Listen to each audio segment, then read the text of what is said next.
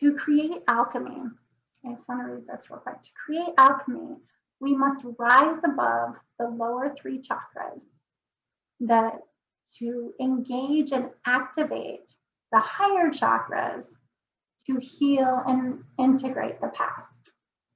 Let's say that again.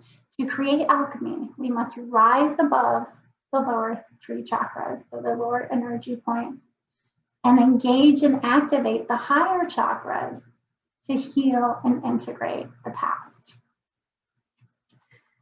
And so today, as we are talking about the light body and the energetic body, it's really important to understand how we alchemize, because it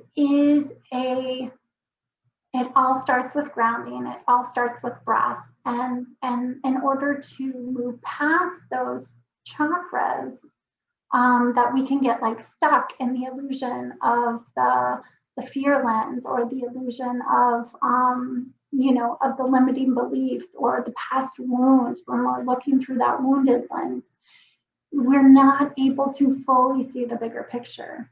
So we have to move past those three chakras, which we'll talk about in just a minute, up to the higher chakras in order to connect to the higher lens that allows us to bypass sort of that emotional place in order to see through that new lens, which I call the heart lens.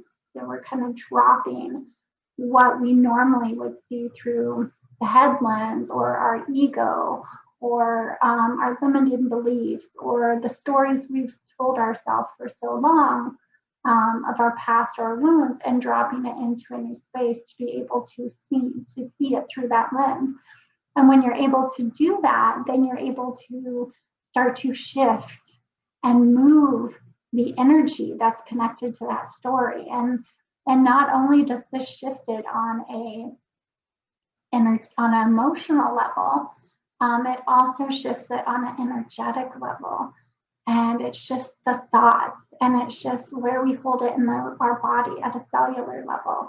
And we can move it through the ancestral line, our DNA, and soul lifetimes and stories. So it really does create this magic of transmuting, transmuting, alchemizing, all the same word, to transform that from pain to healing. And that's really the gift of the Divine Alchemist, is that we can do this ourselves. It's the realization that we are self-healers. That this is all something that we are capable of and have the gift of doing.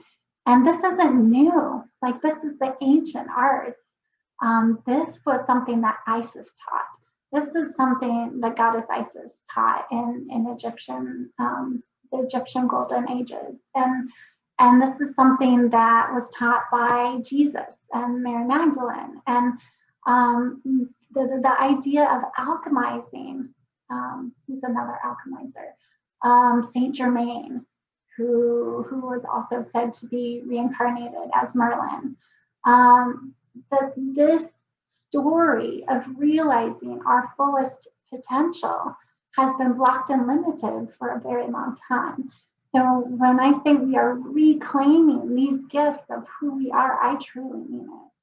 We are reclaiming these. And in order to do that, we have to be aware of where the wounds are, where the shadows are, because the shadow parts, the wounded parts of our stories are truly where we find our gifts. It's truly where we find our gifts. And it's through those gifts that create connectedness, that connect us, that make us human. Like, these are our human experiences, and our human experiences are what others can relate to. Nobody can relate to perfect. Nobody can relate to having all your shit together all the time. Like that, I can't relate to that at all. I'm completely comfortable with knowing that I can be a hot mess and have insight and direction at the same time. Like that is our humanness and our spiritualness working as one and integrating as one. So part of that shift in lens is really what happens to the physical body in order to be able to bring in more light into the body. So that's where we're going today, is to talk about